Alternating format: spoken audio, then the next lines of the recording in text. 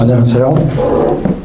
네, 반갑습니다. 네, 너무 인상 쓰시면은 제가 두렵습니다.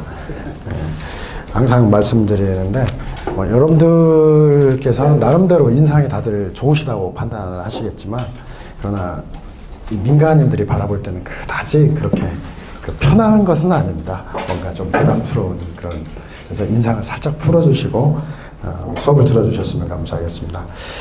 일단 이 강의 자체는 여러분들이 지금 전체 교재를 받으셨죠? 예, 교재를 받으시면은 여기 앞에 한번 펴보세요. 총 단문이 62개가 있습니다. 이게 이제 전체적으로 지금까지 출제된 것과 그 다음에 엮어가지고 출제가 유력한 거 62개를 따로 뽑아 놓은 거죠. 그래서 이제 단문은 이 안에서 나온다라고 보시면 되겠습니다. 이제 문제는 이제 사례인데, 사례와 단문이 다르다고 생각하면 안 돼요. 일단 우리가 시험이 어떻게 나오는지 이것부터 한번 보면, 시험은 이제 사례 형태로 하나가 나오는데, 이 사례 형태는 여기에서 뭐 예로 들면은 지금 교재에 뭐 14페이지 아주 짧게 된 사례인데 14페이지라든지 뭐 이렇게 사실관계를 제시하고, 22페이지 보겠습니다. 조금 더 긴 거니까. 교재 22페이지 보면 사법경찰관 P는 순찰 중 필로폰을 거래하는 자로 의심하고 있던 갑이 술집에 들어갔다 나오는 것을 보고 필로폰을 밀매하는 자라 판단하고 승용차를 타려고 하는 갑을 정지시키고, 자신의 신분증을 제시하여 소속과 성명을 밝힌 후 갑에게 소지품을 제시하라고 요구하였으나 갑은 별것이 없다고 대답하였다. 공부하기 싫죠? 여기까지 읽어보니까 이걸 왜 풀으라고 하나 이렇게 생각이 될 수도 있는데, 자, P는 오디로 갑의 몸을 만지다가 상의 안주머니에 이상한 봉지가 있는 것을 발견하고 제시 요구를 하였으나 갑이 거절하므로 P는 갑의 호주머니에 손을 넣어 그 안에서 필로폰이 나오자 이를 압수하고 현행범으로 체포했다.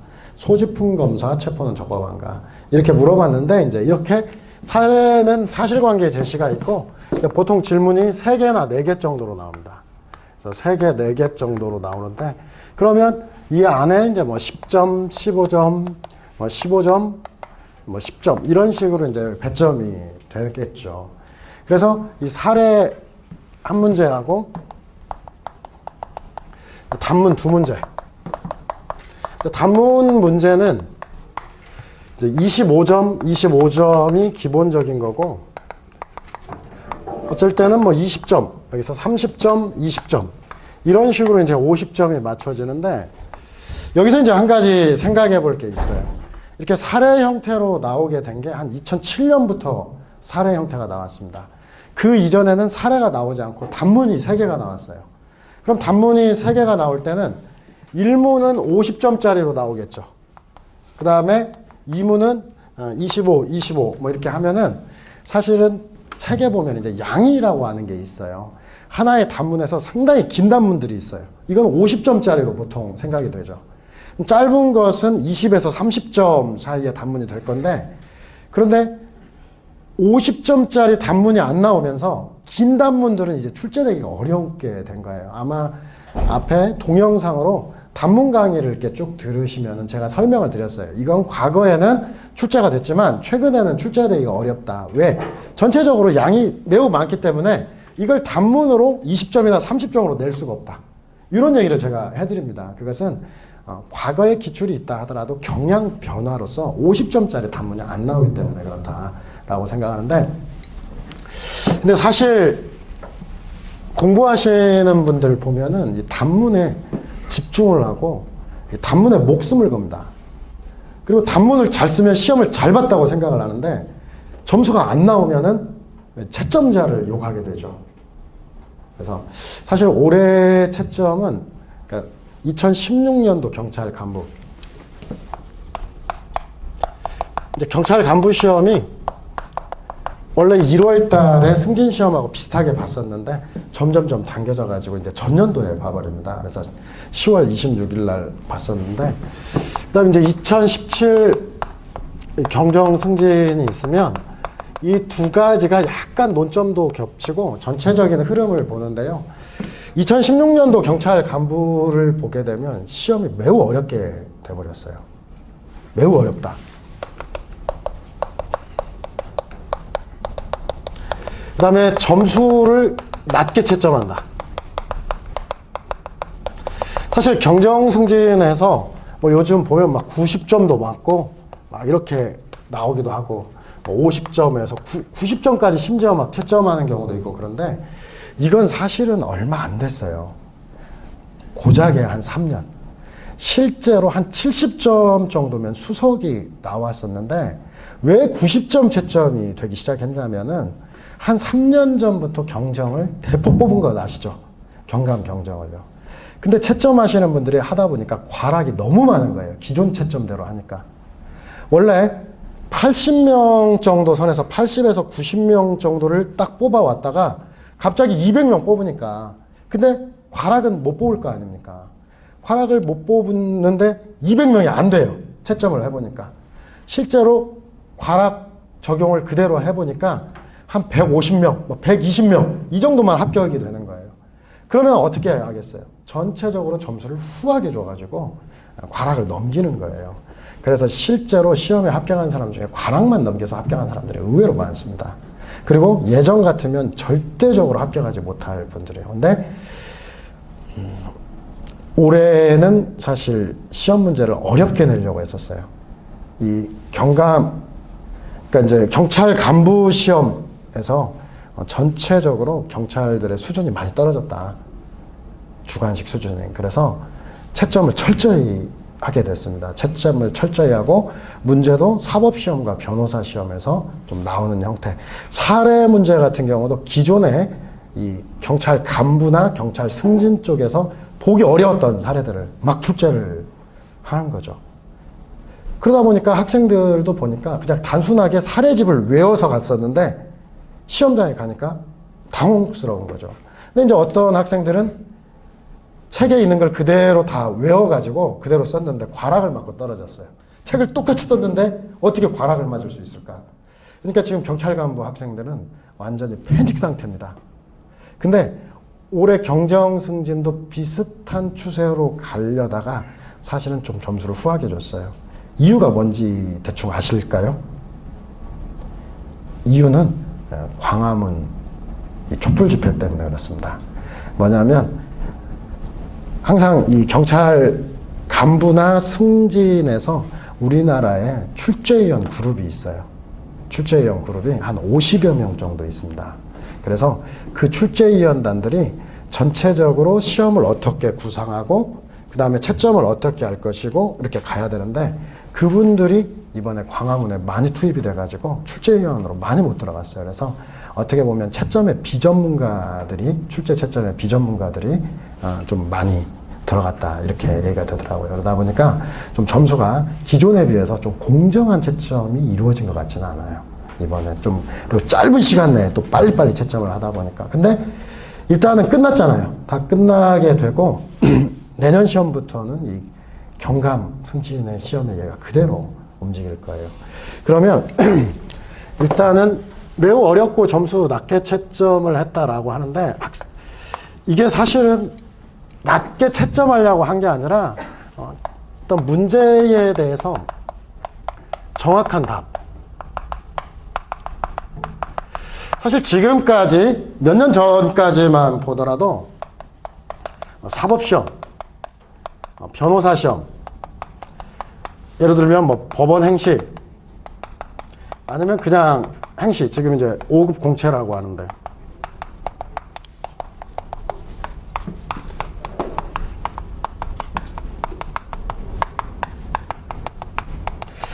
이 양자를 비교해 보면 경찰 간부나 경찰 승진하고 이쪽하고는 완전히 판이합니다. 답안지가. 문제가 다른 건 아니에요. 근데 수험가의 서적들이 판이에요. 어떻게 보면은 비교를 해보면은 한 5년 정도 낙후가 돼 있어요. 5년도 짧게 잡은 거예요. 5에서 10년 정도 낙후가 돼 있어요. 기존에는 이렇게 쓰는 게 맞았다. 하지만 지금은 2008년도에 형사소송법이 크게 바뀌고 최근에 판례들이 나타나고 최근에 요구하는 형태의 답안들이 있어요. 근데 우리 시험을 기존에 보신 분들 보면은 우리 답안 형태가 책 같은 것들이 과거의 것들을 상당히 많이 따라갔어요. 대표적인 사례로 예를 들면 사례 형태가 나오면 전체적으로 쟁점의 정리하고 그 다음에 이제 차근차근 설문 1에 대해서 그 다음 막 쭉 써가지고 뭐 마지막에 사안 해결 해서 전체 결론을 여기다 쭉 쓰는 거. 쟁점의 정리도 하나하나 문점별로 쓰는 거. 이런 형태의 답안을 경찰 간부나 경찰 승진 이외에 이쪽에서는 절대 쓰지 않습니다. 이렇게 쓰면은 거의 과락 맞는다고 얘기해요. 왜냐하면 핵심적인 내용을 쓸 여유가 없기 때문에 그래요. 그래서 아예 경정 승진에서는 전체 서론 쓰지 말라고 아예 알려줘요. 제발 좀 쓰지 마세요. 왜 자꾸 전체 서론을 씁니까? 그냥 바로 예를 들면 설문 1에 대해서 문제점부터 해가지고 바로 쓰라고 아예 문제지에다 줘요. 왜?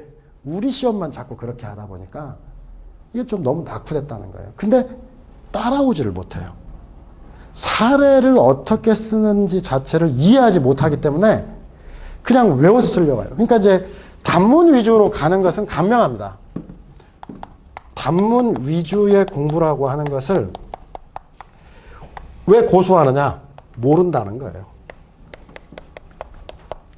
잘 모르겠고 사례는 운명이다. 그냥 운에 맡긴다는 거죠. 뭐 알면 쓰고 모르면 말고 어디서 본 거 나오면 그대로 쓰고 아니면 말고. 사례는 어떻게 써서 답안을 써서 점수를 맞는다는 게 불안하기 때문에 단문만 뒤집다 준비를 한다는 거죠. 그래서 단문만 철저히 외우고 그리고 외우는 것도 싫어. 공부를 해서 알아야 되는데 그것도 싫다. 그래서 단지 두문암기. 일단 외워. 근데 두문암기를 하고 시험장에 가면 마음은 뿌듯한데 두문자에 예를 들면 공자가 한두 개가 아니죠. 다 00000. 야, 보니까 이 공자가 도대체 어디서 나오는 공자인지를 알 수가 없다는 거죠. 그래서 사실 이번 강의의 컨셉은 두문자고 제가 두문자를 또 따드릴 거고요. 그렇긴 하지만 절대 그게 중심돼서는 안 돼요. 사실 단문의 채점은 다 쓴 사람, 다 썼다라는 것을 기준으로 해서 5에서 7점, 최대 7점 정도의 차이를 더해요. 최대. 거의 다 점수 비슷해요. 점수 비슷하게 줘요. 근데 사례 같은 경우에는 25점 정도의 격차를 보여요. 한 문제에다가 사례는 25점. 결국은 당락은 사례에서 결정이 되는데 사례를 쓸 수가 없으니까 단문에 집중한단 말이에요. 요거라도 해놓고. 그리고 스스로가 이 사례는 사실은 질문에 따라서 답안의 방식이 매우 달라집니다. 질문에 따라서 똑같은 논점이지만 어디에 더 집중을 해야 되고 어떤 게 들어가고 안 들어가고가 질문에 따라 달라요. 이건 이제 차차 공부하시면 되겠고. 근데 그걸 모르기 때문에 그냥 눈에 보이는 대로 다 써요. 그러니까 똑같아요. 야, 이거 찍은 거 그대로 다 썼어. 점수는 천차만별입니다. 나는 그대로 다 썼다고 하지만 점수가 천차만별이라고 하는 것은 요구하는 것, 내용의 핵심적인 내용을 제대로 이해하지 못한 측면이 크다라고 볼 수가 있어요. 여기서 이제 먼저 한 가지 말씀을 드리면 여러분 경찰의 법과 검사의 법, 판사의 법, 변호사의 법, 이 법이 다르다고 한다면 그게 법입니까? 경찰의 법이 다르고 판사의 법이 다르고 검사의 법이 다르고 일반 학자의 법이 다르다. 그건 법이 아니에요. 보는 사람 마음대로 법을 집행하겠다는 거 아니겠습니까? 귀에 붙이면 귀걸이, 코에 붙이면 코걸이가 된다라고 하는 것은 절대 법은 아닙니다. 법이라고 하는 것은 하늘이 알고 땅이 알고 모든 국민이 공감하고 누구에게나 똑같이 보이는 게 그게 법이라는 거죠. 근데 지금까지 이 경찰에서는 경찰 나름의 법을 고수하고 있었던 거예요. 그래서 사실은 경찰의 발전을 생각하시는 분들이 경찰의 어떤 개혁, 똑같은 법, 사실 경찰 수사권이 독립이 되겠다. 라고 생각을 하면 경찰이 신뢰를 받아야 됩니다. 국민에게 사법 신뢰를 받아야 돼요. 근데 예를 들면 진술거부권과 관련해서 한 가지 여러분들에게 말씀드리면은 대답은 하지 마세요. 가끔씩 조사를 받으시는 분들이 가면은 좀 학력도 좀 떨어지고 그냥 여기에서 무슨 장사하다가 갔는데 그냥 딱 얘기합니다. 아유, 진술거부권은 요러요러한 범죄는 하지만 당신이 가지고 있는 지금 이 상해는 원래 진술거부권 못합니다. 그래요? 그러니까 그리고 잘 생각해 보세요. 판사님이 다 안 했다고 하면 믿어주겠어요? 한 2가지는 했다고 하고 한 4가지는 안 했다고 3가지 이 정도는 돼야 되는데 잘 생각해 보세요. 이런 식으로 하시는 분들이 안 계실까요? 사실은 어쩔 수가 없어요. 수사를 해서 뭔가를 받아내고 하나 끄집어내려고 하면. 그러나 이런 것들에 대해서 이제 일반인들도 TV도 많이 보고 공부한 사람도 있고 하다 보면은 거기서 가서 조사를 받고 나왔지만 밖에 나오면은 이거 순 엉터리네 이렇게 얘기하는 경우가 있어요. 사실 이런 것들이 어떤 사법 신뢰라고 하는 측면에서 상당히 문제가 되거든요. 그래서 실제 경찰의 개혁을 원하시는 분들은 이 경찰이 어떤 똑같은 법을 하기를 바란다는 거예요. 그래서 지금 경찰 가면 조금 난리가 났어요.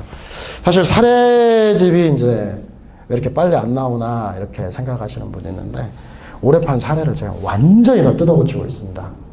뜯어고치고 있는 것 중에 하나는 사실 기존의 사례는 조금씩 계속 고쳐는 왔어요. 고쳐는 왔지만 왜 확 못 고친 게 뭐냐면은 너무 급진적이다. 이 급진적이라고 하는 것은 지금까지 그냥 책대로 목 찾았고 그냥 쭉 외워왔다가 이렇게 바뀌면 아니 남들은 책을 이렇게 썼는데 정주영은 왜 책을 좀 다르게 썼느냐 이거 뭔가 문제가 있는 거 아니냐 이렇게 생각할 수 있기 때문에 좀 눈높이에 맞춰 조금 바꿔왔지만 그러나 이 출제 경향이 완전히 뒤바뀌고 실제 채점에 있어서도 제대로 된 채점이 들어가고 있기 때문에 제가 책을 완전히 뒤엎었다. 근데 책을 뒤엎었다고 해서 다른 게 아니에요. 문제는 거의 똑같아요. 문제는 똑같은데 답안이 바뀌는 거예요. 필요한 답안 그리고 똑같이 경찰에서만 요구했던 답안이 아니라 이쪽에서 똑같이 요구하는 답안들 있잖아요. 그래서 이제 전체적으로 그렇게 사례지분 구성을 하고 여러분들이 그러면 이제 단문과 사례가 있을 때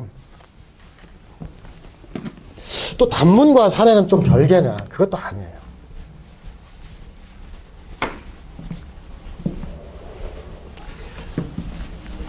단문과 사례도 별개의 것은 아니라 책 제목에 보면 단문으로 사례잡기 얘기를 하는데 이 단문과 사례 어떤 차이가 있느냐. 일단 단문이라고 하는 것은 기본적으로 어떤 테마에 대한 설명이겠죠.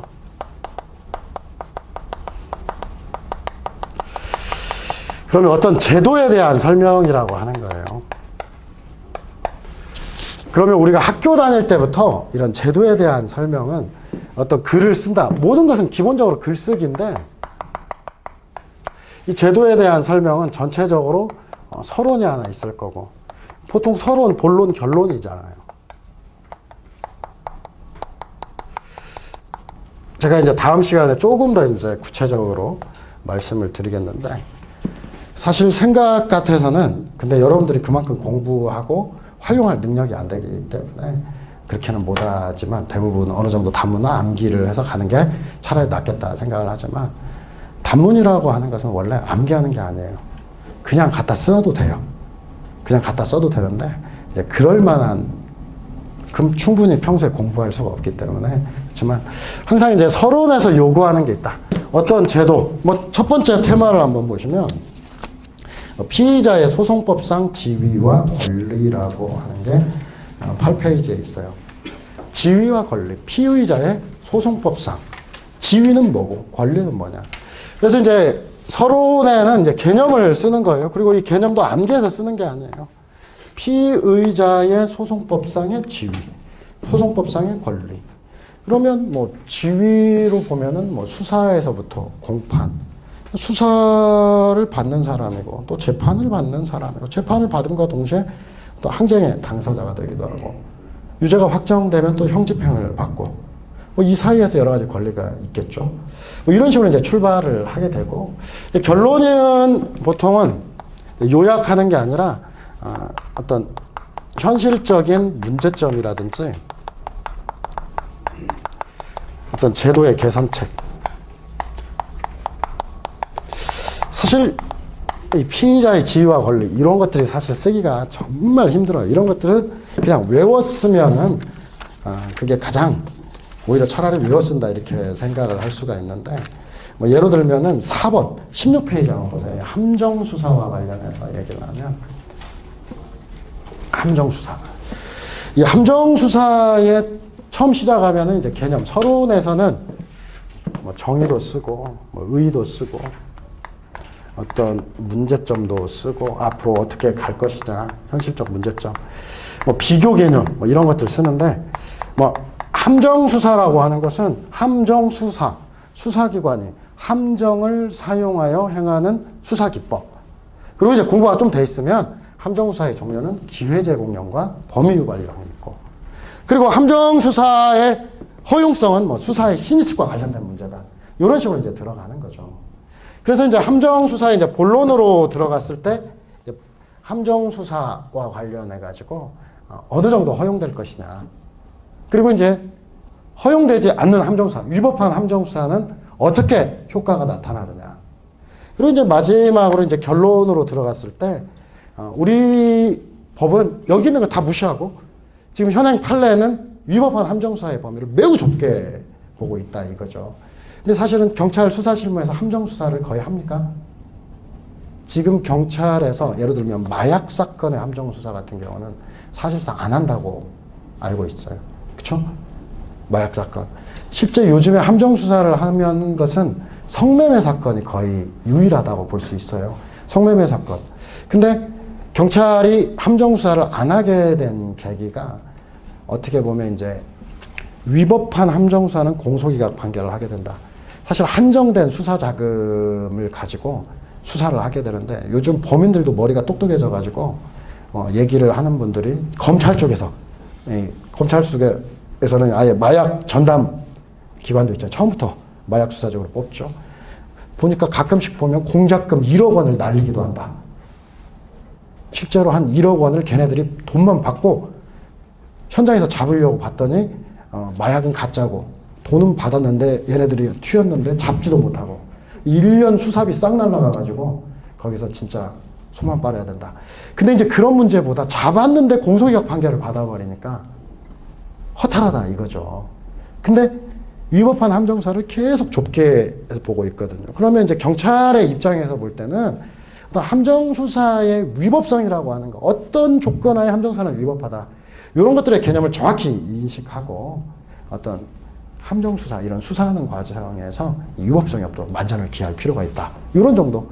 그리고 이제 이런 것들이 전부 다 이제 연결이 돼요.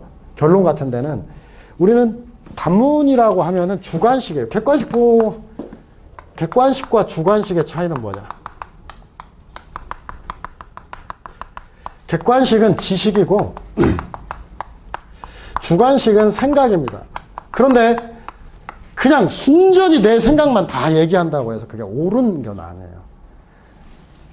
항상 뭐 예를 들면 A가 낫냐 B가 낫냐 나는 무조건 A가 낫다. 왜? 얘 잘생겼잖아. 나한테 잘하는데 얼마나 친절하다고 이런 식으로 얘기하면 상대방이 상당히 편파적이다 이렇게 얘기할 거예요. 얘기를 할 때 예를 들면 세상에서 예를 들면은 사람들이 생각하는 기준이 있다. 기준이 있고 그 기준으로서 기본적으로 사회적인 매너를 요구를 하고 얼마나 친절한 것인지. 그다음 두 번째, 그 다음에 사람을 평가할 때는 어떤 사람에 대한 의리 뭐 이런 것도 중요하다. 그런데 A는 지금까지 어떻게 해왔고 B는 어떻게 해왔다. 그래서 그 결과적으로 A가 사람들한테 훨씬 더 친절하다고 평가를 받는다. 두 번째, 의리의 측면에서도 A는 지금까지 이렇게 자기에 대해서 어떤 불이익을 감수하고서라도 이렇게 해왔다. 그러나 B는 이러한 사례에서 이쪽으로 갔다가 저쪽으로 갔다가. 그래서 결론적으로 이 부분도 A가 낫다. 따라서 나는 A가 더 좋은 사람이라고 생각한다. 이렇게 생각할 때는 납득할 수 있잖아요. 주관식이라고 하는 것은 기본적으로 생각이지만 그 생각 전에 객관적 사실을 바탕으로 놓고 그 사실에서 나의 생각을 끌어오는 거죠. 그래서 이 주관식은 그래도 어떤 지식에 더해서 생각. 근데 우리가 문제는 지식 자체가 없어서 차라리 지식이라도 좀 알아야 된다 이렇게 생각하는 경우가 많아요. 근데 기본적으로 지식과 생각이에요. 원래 단문을 낼 때는 이 단문과 관련해서 이 제도는 과연 어떤 제도이냐, 함정수사는 과연 왜 문제가 되느냐, 범죄를 예방해야 될 국가가 범죄를 조장을 해서 법인을 검거하는 거, 이것은 어떻게 국가로서의 지켜야 될 신의 측에 반하는 거 아니냐, 요게에서부터 출발을 하는 거고, 그리고 이제 생각, 결론도 마찬가지로 현실적인 문제점, 우리가 경찰로서 이 함정수사에 대해서 어떻게 대응을 해서 국민으로부터 사법신뢰를 받을 것이냐. 그리고 이 본론에 해당하는 부분은 사실은 대부분 지식으로 연결이 되죠. 그래서 이제 단문은, 원래 단문이라고 하는 것은 기본적으로 이렇게 해요. 책하고 똑같이 쓰면은 50점 준다. 딱 반절 준다 그래요. 반절 준다. 근데 요즘은 반절 이상을 주는 것은 특이한 형태라고 보시면 돼요. 근데 우리가 최소한 지식은 알고 있어야 되겠죠. 그럼 이제 사례라고 하는 것은 일단 기본적으로 어떤 사실관계를 제시하고,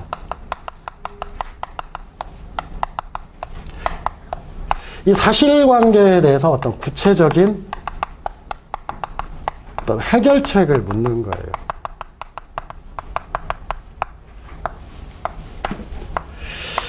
그래서 이제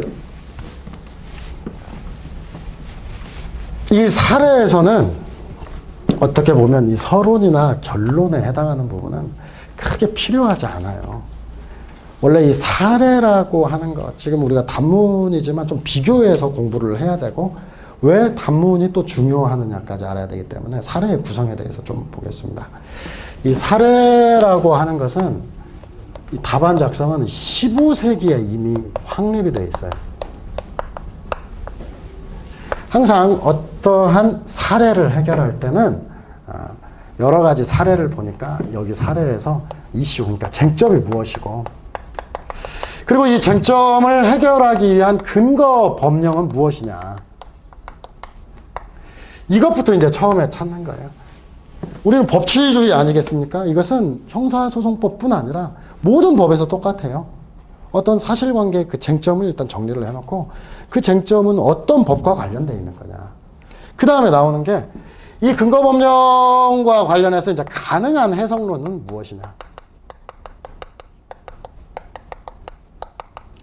그 다음에 이제 나오는 얘기가 이것에 대한 국가의 어떤 유권적인 판단.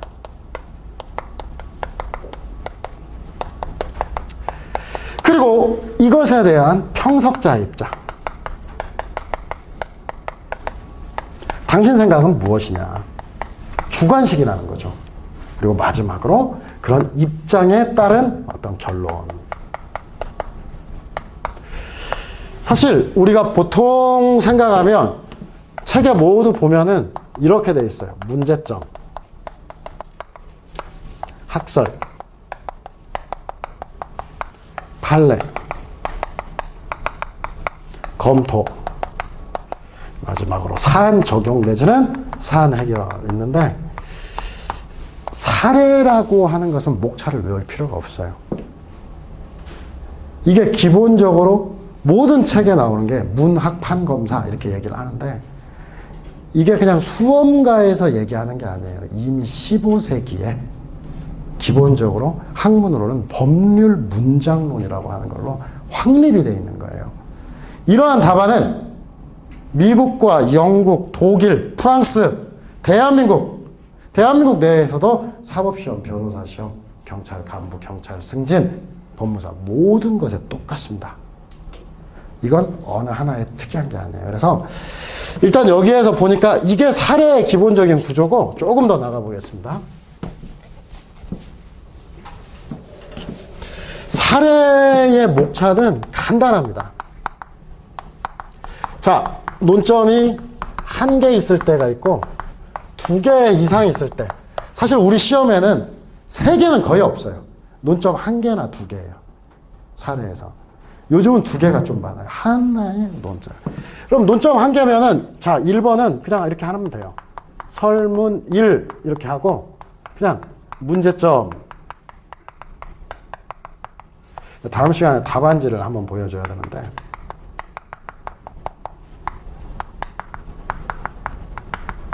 그냥 이게 다 그냥 목차예요.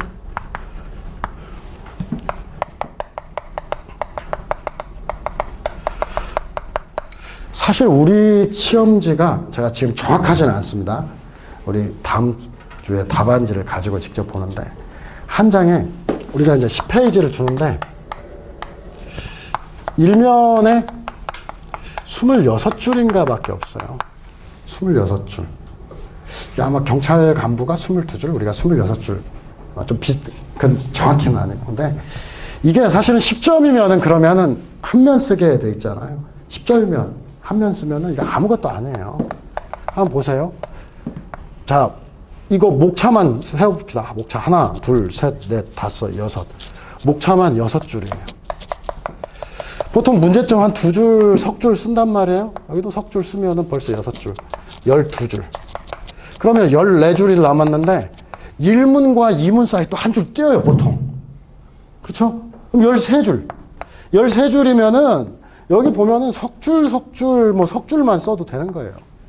사실 사례 10점은 9줄인데 별것도 없어요. 학설도 나중에 가서 다시 하면은 판례하고 검토만 사실은 거의 외우면 돼요. 아무것도 아니에요. 6줄, 7줄만 암기해 놓으면 쓴단 말이에요. 사례 한 문제. 그러면은 논점 2개는 어떻게 들어가냐?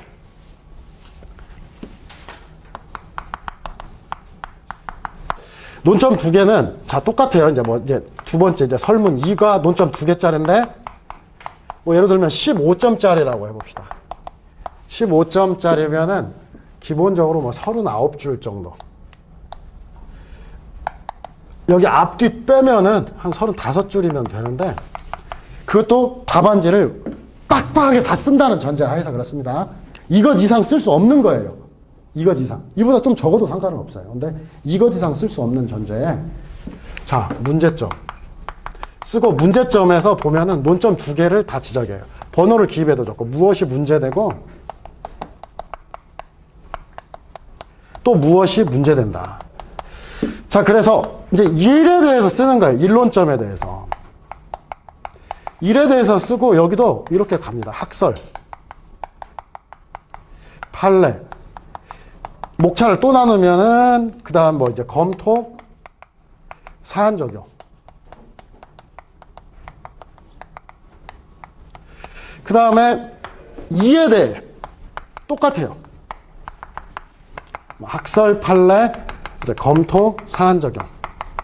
그 다음 마지막으로 사안 해결해가지고 요 2가지를 이제 합치는 거예요.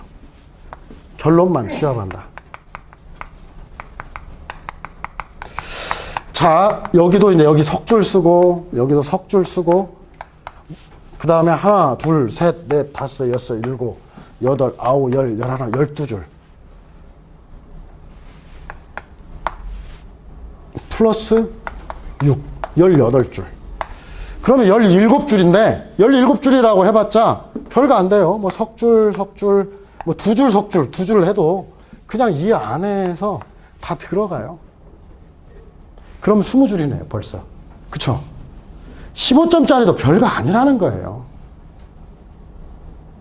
그리고 도저히 안 나오는 분들은, 또 많은 분들은 1 문제점, 2 할 때도 띄어요. 이런 식으로 띄면은, 보세요. 15점이나 20점. 사례라고 하는 것은 모든 게 학설, 판례, 검토, 사안 적용으로 들어가요. 사례 목차를 외운다. 근데 대부분의 수험생들이 사례집을 보고 사례집이 어떻게 써있냐. 답안도 사례집 안에 단문이 써있고 따라서 무엇이다. 따라서 무엇이다. 이런 것들이 많아요.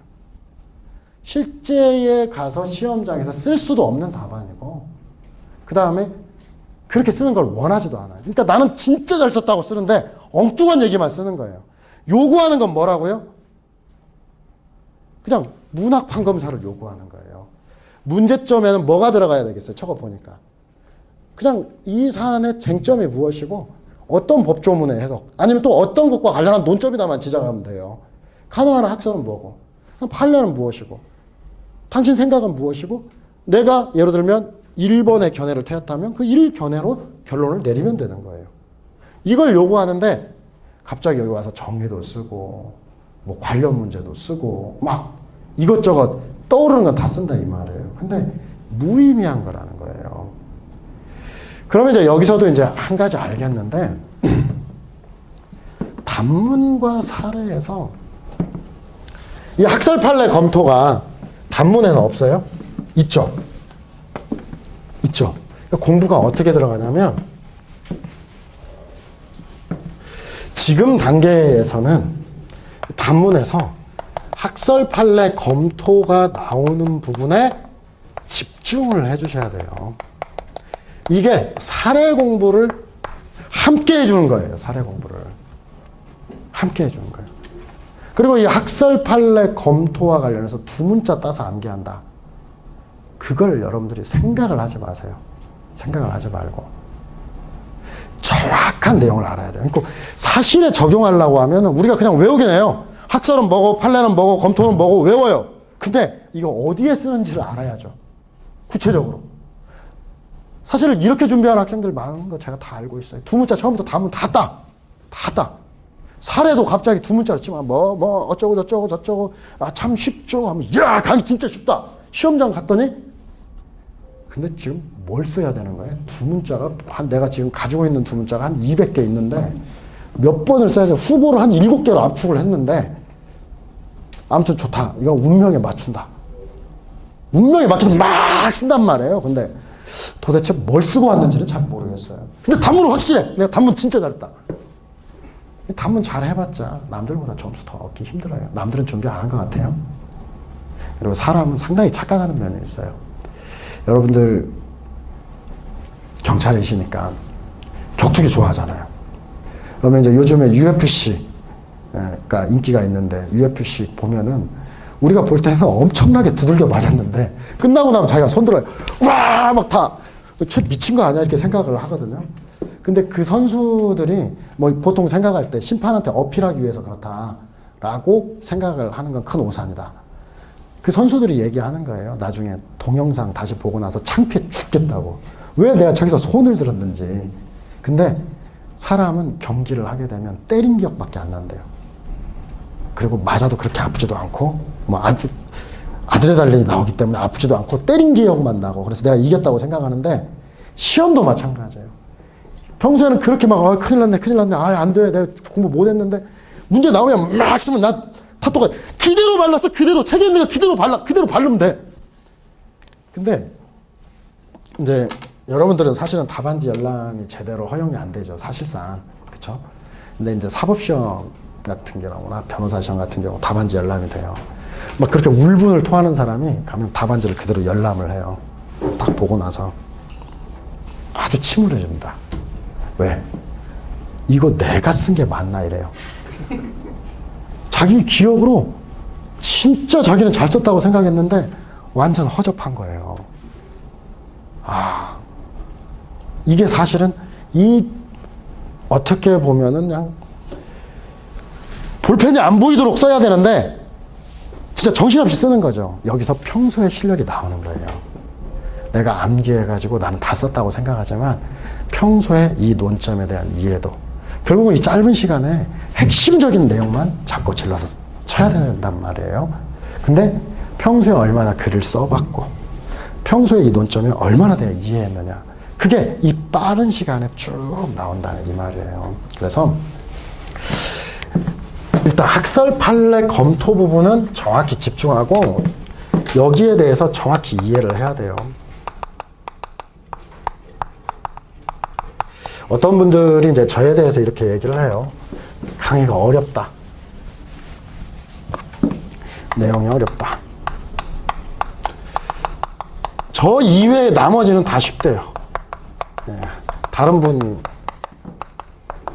강의 다 쉽대요.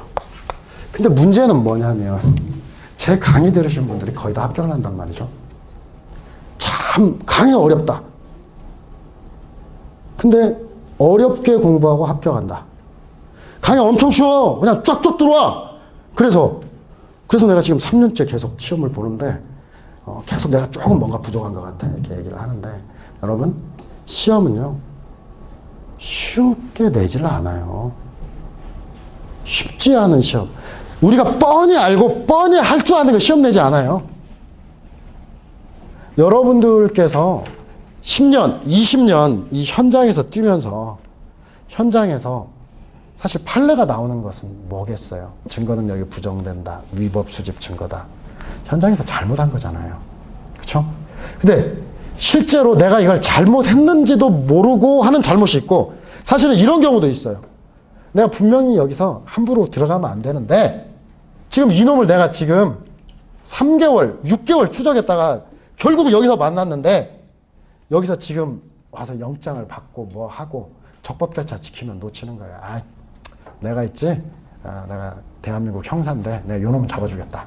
야, 일단 갔다가 우한마로 부셔. 뭐 노루 목백 웃기는 소리야. 야, 빠루 갖고 와. 찍어. 그 잡은 거죠. 이런 경우는 사실은 우리가 알고 한 거기 때문에 그리고 위법 수집 증거 배조 없이 이 형량에 따라 증거를 써준단 말이에요. 그렇죠? 근데 문제는 뭐냐? 경찰이 모르는 이유는 뭐냐면 우리가 공소가 제기돼서 나중에 이 사람이 유죄 받고 뭐 하는 과정은 알겠지만 그 과정에서 뭐가 증거로 쓰여 있고 뭐가 문제가 됐고 뭐 때문에 나한테 직접적인 책임이 돌아오지 않는 이상은 무엇 때문에 뭐가 됐는지 구체적으로 이유를 모른단 말이에요. 근데 우리가 나오는 판례는 뭔가 잘못했기 때문에 나온 거란 말이에요. 우리 시험이라고 하는 것은 이 잘못한 것들, 특히나 인식하지 못하고 잘못한 것들을 낸단 말이에요. 그리고 그 부분을 알아주기를 바란다는 거예요. 요걸 알아야만 이 사람들이 처벌을 받는데 지장이 없다는 거죠. 그러니까 우리가 잘 모르는 영역을 출제를 하고 인식하지 못하는 영역들을 출제를 하는데 그 부분이 쉽다라고 생각하면 결과적으로 그냥 뻔하게 하는 내용만 쓰고 논점을 잘못 잡았다는 거예요. 그러면 우리가 어렵게 실수하는 영역에 출제가 되고 그러면 그 부분은 당연히 어려울 거란 말이에요. 사실 제가 여기 두 문자 하나 그냥 한번 볼까요? 뭐 1번에서 그냥 예로 들면은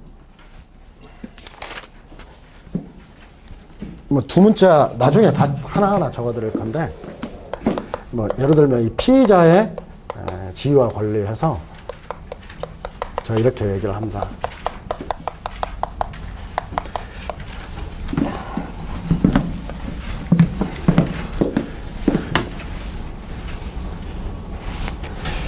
제가 이제 얘기를 해가지고 우리가 이제 고스톱을 치는데 시종 계속 보니까 야, 얘 수준방 변피 똥쌍피죠? 야, 똥쌍피만 보강하면 얘 무조건 잘하겠다. 변피 보강. 와, 재밌네. 이 피의자의 지위가 걸려요. 이것만 쓰면 돼. 이야, 쉽다. 하고 막 여기서 이 똥피 고스톱에 대한 얘기만 여기서 한 20분 딱 설명해서 똥쌍피가 중요하냐, 굿쌍피가 중요하냐, 요즘 시대는 쪼카가 중요하죠. 뭐 이런 얘기하면 와, 강의 기가 막히다 하는데 이게 뭔데요? 이게 여러분들의 실력을 형성합니까? 여러분들의 수준을 형성합니까? 아무것도 아니란 말이에요. 이거 하는데 그렇게 돈 들여가지고 강의를 봅니까? 해줄 거란 말이에요. 하도 해달라고 하니까. 저는 이거 하는 게 더 힘들어요. 더 힘든데. 근데 실제로 이걸 통해가지고 이 단문을 썼다 해보세요. 자기는 정확히 외워서 썼다고 하지만 말의 앞뒤가 적어도 일단 풀어줘요. 에? 뭐 시기와 종기가 어떻게 된다.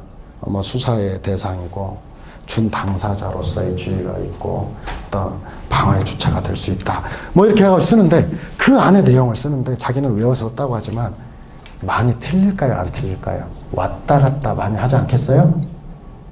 왔다 갔다 많이 하지 않겠어요? 그 안에서 내용이 왔다 갔다 할 거예요. 근데 자기 기억은 두 문자 정확하고 그대로 갖다 박은 거예요.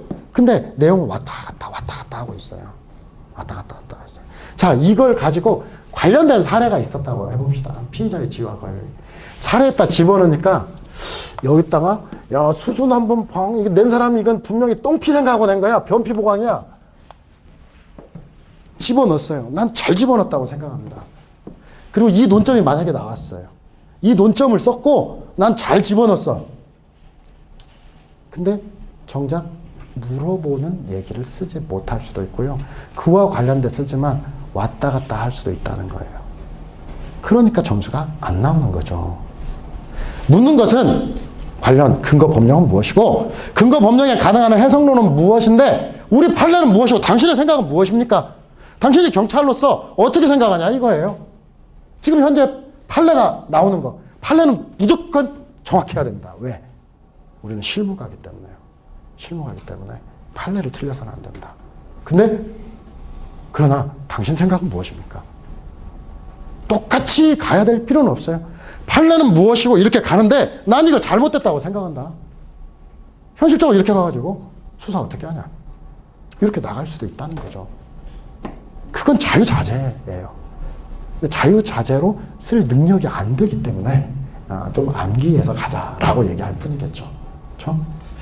그래서 여러분들에게 이제 차근차근 하는데 지금 이 전체적으로 이제 문제와 관련해서 너무나 이 두 문자 재밌고 쫙쫙 들어온다고 해서 너무 집중하지 마세요. 여기까지 온 진정한 가치는 무엇이냐면 학설 판례 검토에 대한 내용 그리고 개념의 이해 그리고 이제 차근차근 제가 말씀드릴 거예요. 단문이라고 하는 건 여러 가지 문장으로 구성이 되거든요. 우리가 평소에 써야 될 문장을 많이 암기해 두셔야 됩니다. 그래서 그런 쪽에 훨씬 더 집중을 하시면 되겠고요. 그 다음에 여러분들이 여기까지 오는데 좀 거리가 좀 멀잖아요. 그래서 제가 이런 걸 하나 추천을 해드려요.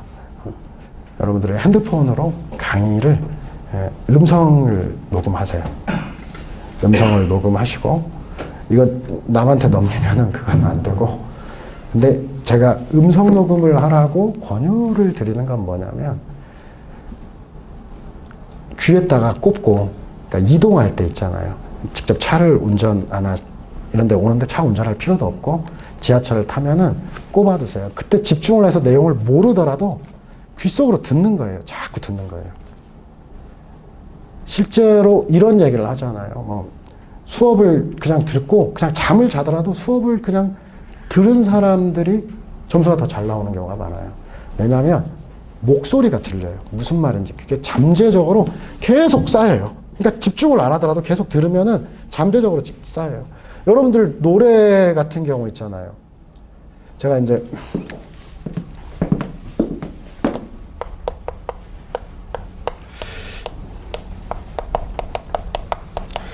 명절 때 친척들 만나잖아요. 그래서 쭉 모이면은 뭐 한 20명 모인다고 생각해 보세요. 그러면 혹시 친척들 이름을 알기 위해서 평소에 두 문자 따놓고 있습니까? 얘는 찬우, 찬자. 얘는 민우, 민자. 얘는 민식이, 이렇게 식자. 찬민식 하고 쭉 따놓고 있나요? 그건 아니죠. 우리가 친척들 이름을 어떻게 합니까? 자, 그 다음에 우리 밑에 여러분들 팀원들 이름 두 문자 따고 있습니까? 개그까지 해서 경위, 위자 뭐 따고 그거 아니죠. 알죠? 어떻게 알아요? 암기하지 않았는데 어떻게 알아요? 이해를 합니까? 이 사람을 내가 이해를 해요? 이해를 하여서 압니까? 아는 것은 이해라고 생각하시면 이해가 100%라고 생각하시면 큰 오해입니다. 아는 것은요, 가장 중요한 것은 익숙한 것. 자주 접하는 것을 아는 거예요. 사실 그 사람 이해하지 못해요. 그 사람 마음이 뭔지도 몰라요. 근데 그 사람 특성은 뭐고, 시험에서 그 사람의 본질을 이해하려고 할 필요가 없어요. 그냥 이 사람이 눈에 보이는 특성, 그냥 이 사람의 이름, 이 사람의 계급은 계속 보다 보니까 아는 거예요. 사실 어린애들 있잖아요. 9살, 10살. 뭐 중학교 전에 초등학교 때만 해도 친척들 이름 애들이 어때요? 누구냐고 뭐냐고 자주 안 만나니까 모르잖아요. 근데 이런 친구도 나이가 좀 들어가면 중학교 되면 지능이 올라가는 것도 있겠지만 계속 보니까 이제 알게 되는 거 아니겠어요? 자주 접하면 아는 겁니다. 제가 녹음을 해서 그냥 들으라고 하는 것은 그 내용에 대해서 그 표현에 대해서 익숙해지라고 하는 거예요. 그냥 익숙해지라고 하는 거. 아, 뭐다. 몰라도 그냥 자주 하다 보면은, 대충 풍어를 풀 수 있다라고 하는 거예요. 그래서 좀 거리가 있으신 분들은 그렇게 하시는 것도 있고, 그 다음에 이 동영상 강좌 수강하는 것도 한 번을 볼 때 뽕을 뽑으려고 생각하지 마시고요. 여러분들 좀 바쁘시고 힘들고 그러잖아요. 그러면 많이 반복을 하시는 게 중요하다는 거예요. 집중해서 반복하면 더 좋고요. 그러니까 반복을 여러 차례 하는 게 중요합니다. 요게 이제 공부의 이제 처음 출발점이고, 그래서 제가 이제 첫 시간에 전체적으로 구조에 대해서 말씀드렸어요. 우리가 무엇을 공부하고 여기에 온 이유가 뭐냐라고 생각했을 때, 일단 사례든 단문이든지 간에 글쓰기입니다. 글쓰기고, 실제 단문보다 사례라고 하는 게 배점이 훨씬 더, 똑같은 배점이지만 점수 차이가 많이 나요. 사례는 학설 판례 검토 요 안에서 해결이 되는데, 답안 쓰는 것도 요령만 체득하면은 다 할 수 있어요. 이 단문에서 다 나오는데, 이 단문을 공부할 때 두 문자를 따서 암기하는 것은 일단은 마지막에 가가지고 우리가 5, 6점도 이제 아까워요. 완벽히 갈 때 하는 거예요. 그러면 막판에 가면은 이걸 완벽히 쓰겠다고 할 때 외우기 시작하면 되는 거예요. 그리고 자 보세요. 올해 시험에 피의자신문 참여권 실황조사 나왔는데, 경찰 간부에 실황조사하고 체포구속 적부심 나왔어요. 그러면 안에는 영장실질 뭐 그렇게 나왔다고 치면은 얘 확률이 엄청 높아요. 엄청 높아요. 그러면 그거 두 문자 따서 처음부터 끝까지 외워두면 뭐가 좋아요? 그것에 대해서는 누가 두 문자로만 한대요? 내용도 알지만 확실하게 빠른 시간 안에 쓰겠다. 요런 타겟으로 잡는 거란 말이죠. 그래서 처음부터 끝까지 두 문자 다 외우겠다. 이런 생각은 큰 필요는 없어요. 근데 그 타겟은 우리가 계속 가면서 지금 60개는 어떻게 잡은 거냐. 전년도 대비, 그 전에 대비해서, 그리고 60개 안에는 사례로서 중요 논점이 다 들어가 있단 말이에요. 반드시 이건 사례를 하기 위해서 안 해야 된다는 거예요. 그리고 이 안에서 이제 추려지는 거예요. 이제 경찰 간부 시험이 어떻게 나올 거고, 그 다음에 전체적으로 우리나라의 전체 시험과 판례와 그 다음 실무에서 문제가 되는 게 뭐가 된다라고 생각을 하면 마지막에 단문을 골라준단 말이에요. 마지막으로 골라준단 말이에요. 실제 우리가 단문을 적게 찍어요. 그런데 더 찍어달라고 막 자꾸 얘기를 하는데, 적게 찍어도 그 안에서 나오는데 뭘 더 찍어달라고 그러는 건지 모르겠어요. 귀찮아서 작년에도 17개 찍어놓고 더 못 찍는데 30개는 찍어달라고 해가지고, 어차피 이 17개 안에서 다 나오는데 13개를 더 찍어가지고 여러분들 힘만 들고, 그러니까 이 안에서 쭉 나가니까 그건 생각하지 말고 막판에 가서 지금은 공부할 때 잘 이해가 안 되거나 이렇게 도움이 될 때 한 번씩 해볼 때 하는 거예요. 그렇게 할 거고, 이제 전체적인 스케줄이 이제 다음 주부터는 글쓰기를 시작할 거예요. 여러분들이 와가지고 실제 와서 글을 한 번씩 써봐서 이렇게 써가는구나, 이렇게 써가는구나 해서 시작을 할 거고, 이제 글쓰기에 대한 얘기를 할 거고, 일단 그 글쓰기의 기초로서 이제 지금 첫 시간에는 전체적인 걸 설명했고, 다음 시간에는 이제 형사소송이라고 하는 거에서 중요 논점들을 다시 한번 설명드릴까요? 이 논점들이 가장 중요하고, 이 논점 위주로 사실은 사례와 단문이 여기서밖에 나올 수 없다는 것을 설명을 드리고, 그 다음 시간에 이제 여기 논점에 대해서 다시 이제 구체적으로 교재로 들어가고, 이 교재 안에서 오늘 배운 것, 그래서 다음 시간에 글을 어떻게 쓸 것인가. 그래서 두 가지에서 여러분들 조금 외워오시면은 이 두 가지를 가지고 실제 글을 써보는 것을 이제 시작을 할 겁니다. 이게 전체 계획을 말씀드렸고요. 일단 15분 쉴 건데, 그 사이에 여러분들 필기구는 다 가져오셨죠? 필기구 다음 시간에 이제 개요를 해서 조금 쓰게 될 겁니다. 쓰게 될 거고, 지금 첫 시간 같은 경우는 써도 좋고 안 써도 좋고 한 영역이었고, 다음 시간에는 처음에 조금 쓰게 된다. 이거 말씀드리겠습니다. 15분 쉬겠습니다.